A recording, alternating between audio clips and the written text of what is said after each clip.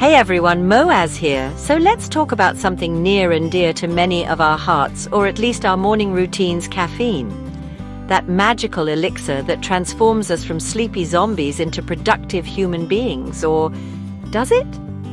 Have you ever wondered what exactly caffeine does to your brain and body? Why one cup of coffee makes you feel like a superhero some days and totally wrecked on others, leaving you jittery and anxious instead of focused and energized? It's a complex relationship, this love affair with lattes and energy drinks. The truth is, caffeine is a powerful psychoactive substance, and how it affects you can be surprisingly intricate. It's not just about waking you up. There's a whole cascade of chemical reactions happening inside you with every sip. From the way it hijacks certain pathways in your brain to the impact it can have on your hormones and even your sleep quality hours later, there's a lot more going on than just a pleasant buzz. Understanding these mechanisms can be a game changer for how you use, or perhaps choose to limit, your caffeine intake. So today we're diving deep into the science of caffeine. We're going to explore its journey through your system and uncover the secrets behind its energizing and sometimes disruptive effects. Let's break it all down, from the first sip to the final crash. We'll look at the good, the bad, and the just plain interesting facts about this incredibly popular stimulant. This is everything you need to know about caffeine: how it works, what it changes in your brain, how long it lasts, and how to use it without messing up your sleep or energy. Get ready to become a caffeine connoisseur in the scientific sense. So, what exactly is this stuff we call caffeine? Well, chemically speaking, it's a naturally occurring alkaloid, specifically a methylxanthine. That might sound a bit sciencey, but basically it's a plant-based compound that has noticeable physiological effects on humans. Plants produce it as a kind of natural pesticide to deter insects from munching on their leaves and seeds. Lucky for us, what's bad for bugs can sometimes be pretty stimulating for humans. You find it in the beans of coffee plants, the leaves of tea bushes, the pods of cacao plants, which means, yes, chocolate has caffeine, and the nuts of the cola tree, which originally gave cola drinks their kick. These days, caffeine isn't just found in its natural plant sources. It's in a ton of products we consume daily.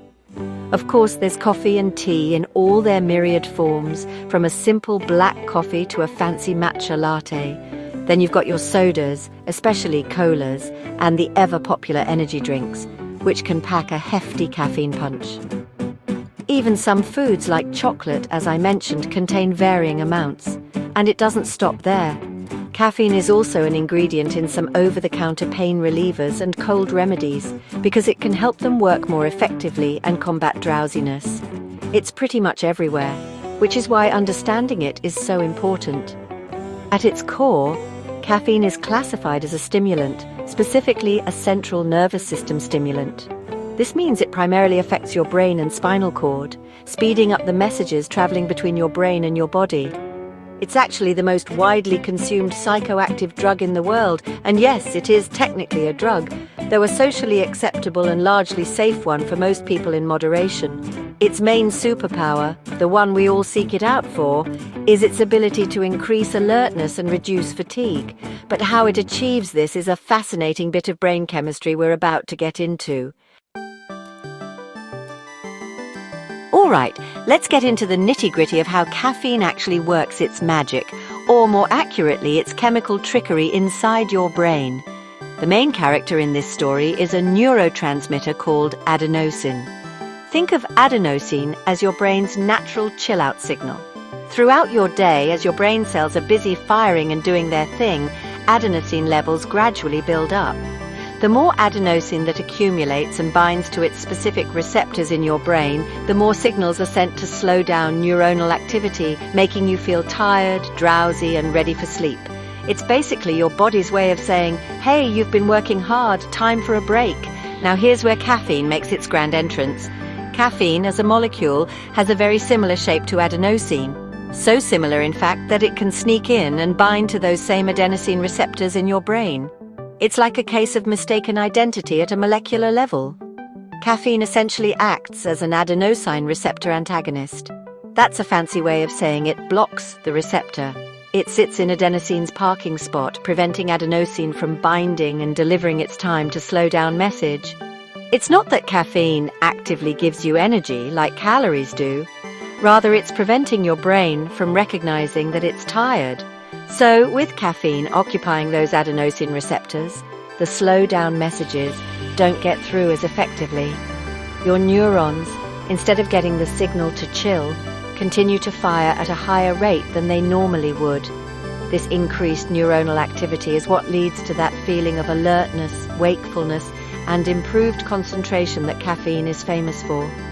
Your brain is essentially being tricked into thinking it's less tired than it actually is.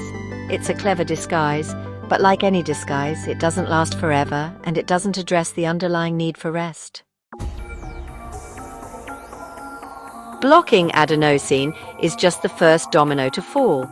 When caffeine prevents adenosine from doing its job, it sets off a chain reaction that affects other important neurotransmitters in your brain.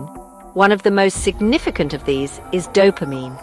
You've probably heard of dopamine. It's often called the feel-good neurotransmitter because it's involved in pleasure, motivation, and reward. By interfering with adenosine's normal inhibitory effects, caffeine can lead to an increase in dopamine activity in certain brain pathways. This is partly why that morning coffee can not only wake you up, but also improve your mood and make you feel more motivated and focused. But the party doesn't stop with dopamine. Caffeine also cranks up the volume on another neurotransmitter, norepinephrine, also known as noradrenaline. Norepinephrine is involved in alertness, attention, and the body's fight or flight response. Increased levels of norepinephrine can lead to a heightened state of arousal, making you feel more vigilant and ready for action. This is a big part of why caffeine can improve performance on tasks that require sustained attention. Your brain is essentially put on higher alert, ready to tackle whatever challenges come your way, whether it's a complex work project or just getting through a long meeting. And speaking of fight or flight, the pituitary gland in your brain, sensing all this increased neuronal firing thanks to blocked adenosine, thinks something exciting or stressful must be happening. So, it releases hormones that tell your adrenal glands, which sit on top of your kidneys, to produce adrenaline, also called epinephrine. This is the classic stress hormone that gives you that sudden burst of energy, increased heart rate, and sharpened senses. Your blood pressure might go up, your muscles might tense a bit. Sometimes caffeine can also lead to an increase in cortisol, another stress hormone. So, while you feel energized, there's also this undercurrent of a mild stress response happening in your body. So, you've had your coffee or tea. How long does this whole process take? Well, caffeine gets to work pretty quickly. It's absorbed rapidly from your stomach and small intestine into your bloodstream. You might start feeling its effects within 15 to 45 minutes after that first sip, though this can vary. The peak concentration of caffeine in your blood, and therefore its most noticeable effects, usually occurs somewhere between 30 minutes and 2 hours after you consume it. This is when you're likely to feel most alert, focused, and perhaps a bit buzzed. It's a relatively fast-acting substance, which is why it's so popular for a quick pick-me-up. Now, let's talk about how long it sticks around. The key concept here is caffeine's half-life. The half-life of a drug is the time it takes for your body to eliminate half of the amount you consumed. For caffeine in healthy adults, the average half-life is typically around 3 to 5 hours. So if you have a cup of coffee with 100 milligrams of caffeine at 9 a.m., by around 12 p.m. to 2 p.m., you'll still have about 50 milligrams active in your system. But, and this is a big, but average is the key word here, the actual half-life can vary dramatically from person to person, ranging anywhere from 1.5 hours to a whopping 9.5 hours.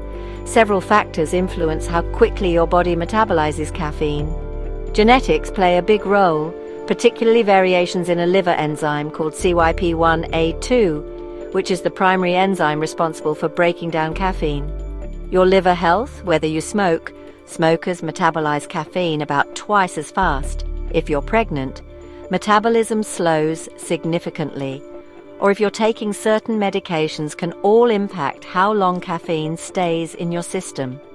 This means that while one person might be clear of caffeine's effects by evening, Another might still be feeling it well into the night from a lunchtime cup. This is a really important one, folks. Even if you're one of those people who claims, "Oh, I can drink coffee right before bed and sleep like a baby," the science suggests caffeine might still be messing with your sleep, even if you don't consciously realize it. Remember adenosine? It's not just about making you feel tired. It plays a crucial role in promoting deep restorative sleep. By blocking adenosine, caffeine is essentially masking your body's natural sleep pressure signals, which can delay sleep onset for some. But even if you do fall asleep, the caffeine still circulating in your system can be a silent saboteur. One of the main ways caffeine impacts sleep architecture is by reducing the amount of deep sleep, also known as slow-wave sleep. This stage of sleep is absolutely critical for physical restoration, muscle repair, hormone regulation, and memory consolidation, especially for transferring memories from short-term to long-term storage. When caffeine curtails your deep sleep, you might wake up feeling less refreshed and mentally sharp, even if you think you got a full 8 hours. It's like getting enough hours in bed, but not enough of sleep that truly recharges you. Caffeine can also reduce REM sleep, the stage associated with dreaming, emotional processing, and cognitive functions like learning and problem solving. Less REM sleep can impact your mood, creativity, and ability to handle stress. The tricky part is that you might not be aware of these changes. You might just feel a bit off, or more tired than usual the next day, attributing it to something else. This is why experts generally recommend stopping caffeine intake at least 6 to 8 hours before your planned bedtime, and for some sensitive individuals, that window might need to be even larger, like 10 or 12 hours. It's all about giving your body enough time to clear it out. Ever feel like you need more and more coffee just to get that same initial kick, or that your usual cup doesn't quite cut it anymore? Welcome to the world of caffeine tolerance. This is a very real phenomenon where your body adapts to regular caffeine consumption, and the same amount of caffeine produces a weaker effect than it used to. It's your brain being smart, or at least trying to maintain its equilibrium in the face of a constant chemical meddler. It's a classic example of how our bodies are incredibly adaptive. So, how does this tolerance develop? Remember those adenosine receptors that caffeine loves to block? Well, when they're constantly being blocked by caffeine molecules, your brain starts to think, I'm not getting enough adenosine signal here, I need to do something about this. Its solution is to create adenosine receptors. It's called upregulation. By increasing the number of available parking spots for adenosine, your brain is trying to increase its chances of catching those natural sleepiness signals, even with caffeine around. This is a clever adaptation, but it has a downside for the caffeine user. The consequence of having more adenosine receptors is that you now need caffeine to block a significant enough proportion of them to achieve that desired alertness. Your old dose just doesn't have the same impact. And if you try to stop or reduce your caffeine intake after tolerance has developed, you're likely to experience withdrawal symptoms. These can include the infamous caffeine headache, fatigue, irritability, difficulty concentrating, and even nausea. These unpleasant symptoms often drive people right back to their usual caffeine dose, creating a cycle of dependence. Tolerance can develop relatively quickly, sometimes within just a few days to a week of consistent daily use. While, many of us associate caffeine with positive effects like alertness and focus, for some individuals it can be a one-way ticket to Jitter City, population anxious. Caffeine is a sympathomimetic substance, meaning it actually mimics the effects of stimulating the sympathetic nervous system. That's your body's fight or flight system we talked about earlier. This activation leads to physiological changes like an increased heart rate, faster breathing, and muscle tension, which are honestly very similar to the physical symptoms of anxiety. So it's not a huge leap to see how caffeine could potentially trigger or worsen anxiety in susceptible people. For someone who already struggles with anxiety or panic disorders, caffeine can be like pouring fuel on a fire. The very sensations that one person might interpret as energizing, like a racing heart or a feeling of being wired, can be interpreted by an anxious individual as signs of impending panic or a worsening of their anxiety symptoms. It can create a vicious cycle where the physical effects of caffeine are misinterpreted as anxiety, which then causes even more anxiety. Even for people without a diagnosed anxiety disorder, higher doses of caffeine can certainly induce feelings of nervousness, restlessness, and agitation. It's really important to pay attention to how caffeine makes feel. Signs that caffeine might be negatively impacting your anxiety levels include feeling overly jittery or shaky, experiencing heart palpitations, noticing an increase in racing thoughts or worries, or having digestive upset after consuming it. The dose makes the poison, as they say, and higher amounts of caffeine are much more likely to provoke these unwanted effects. If you notice these signs, it might be worth experimenting with reducing your intake or even eliminating caffeine to see if your anxiety symptoms improve. Listening to your body is key here. This is a question I get asked a lot. How much caffeine is actually okay to drink? For most healthy adults, regulatory bodies like the FDA and the European Food Safety Authority generally consider up to 400 milligrams of caffeine per day to be safe. That's roughly the amount you'd find in about 4 8-ounce cups of brewed coffee, 2 to 3 energy drinks, though these vary wildly, or about 10 cans of cola. However, healthy adults is a key qualifier, and average coffee cup sizes and strengths can be all over the place, so it's more of a guideline than a strict rule. To put that 400 milligrams into perspective, let's look at some common sources. An average 8-ounce cup of brewed coffee can contain anywhere from 70 to 140 milligrams of caffeine, or even more depending on the beans and brewing method. We often use 95 milligrams as a rough average. A single shot of espresso has about 64 milligrams. An 8-ounce cup of black tea has around 47 milligrams, while green tea has a bit less, around 28 milligrams. A 12-ounce can of cola typically contains 30 to 40 milligrams. Energy drinks are the real wild card. An 8-ounce can might have 80 milligrams, but larger cans or extreme versions can pack 200, 300 or even more milligrams in a single serving. Always check the label. It's crucial to remember that these are general guidelines, and some groups need to be much more cautious. Pregnant or breastfeeding women are usually advised to limit their intake to less than 200 milligrams per day. Children and adolescents are far more sensitive to caffeine's effects, and high intake can be particularly harmful for them. Many experts recommend they avoid it or consume very little.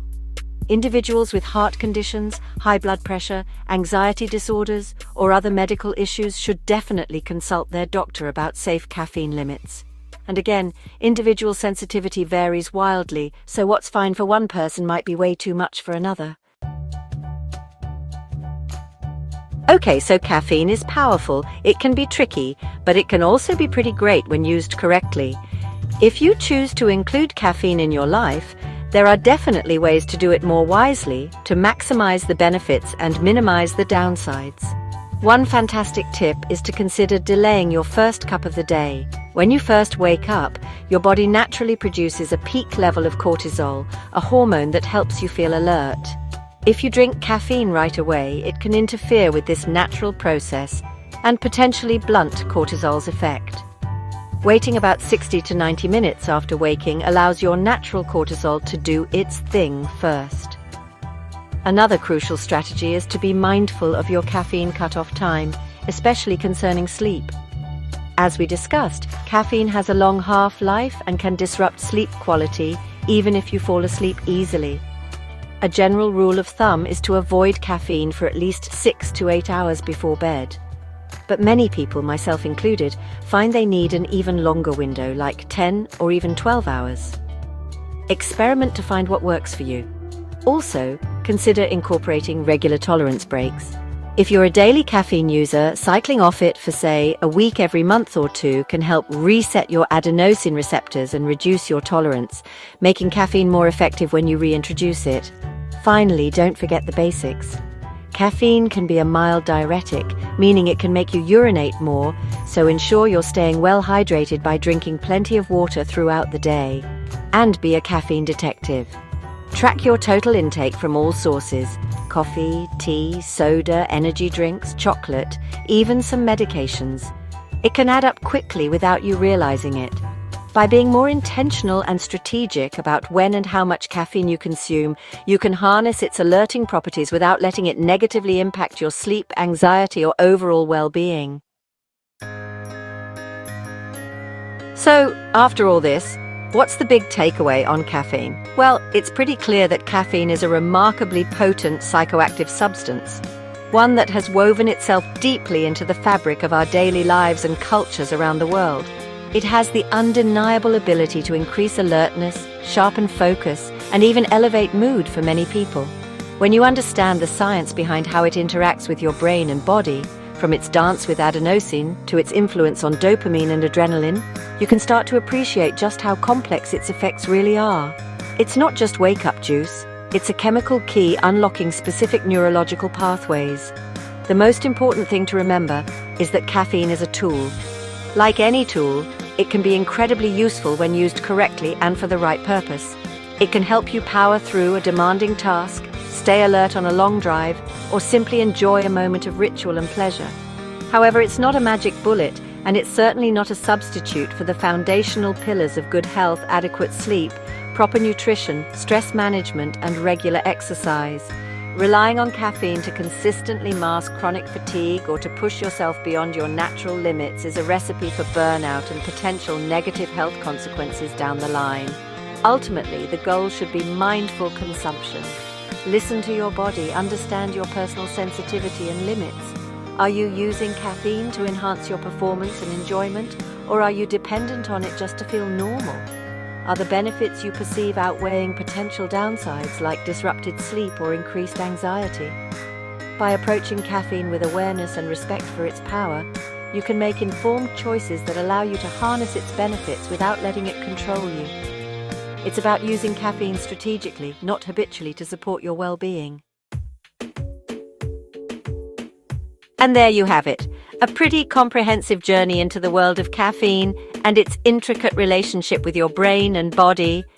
We've covered everything from the basic chemistry to the complex effects on your sleep, mood, and energy levels. Hopefully, understanding the science behind that daily cup, or can, or chocolate bar empowers you to make more informed decisions about how, when, and if you choose to consume it. It's fascinating stuff, and knowing how these things work can really change your perspective. My goal today was to give you the full picture so you can better navigate your own caffeine use. It's not about demonizing it because, let's be honest, it can be pretty great. But it's also not about ignoring its potential downsides. Knowledge is power, especially when it comes to substances that so many of us use every single day. If you learned something new today, and I really hope you did, follow for more science-based breakdowns just like this. We love digging into the everyday science that affects all of us. So go forth with your newfound caffeine wisdom. Maybe you'll rethink that late afternoon espresso, or perhaps you'll try a tolerance break, or maybe you'll just appreciate your morning ritual a little bit more, knowing all the cool chemistry at play. Whatever you choose, aim to make your caffeine consumption a conscious choice, not just an automatic habit. Stay sharp and take that coffee break on purpose, not out of habit. Thanks for watching, and I'll see you in the next video.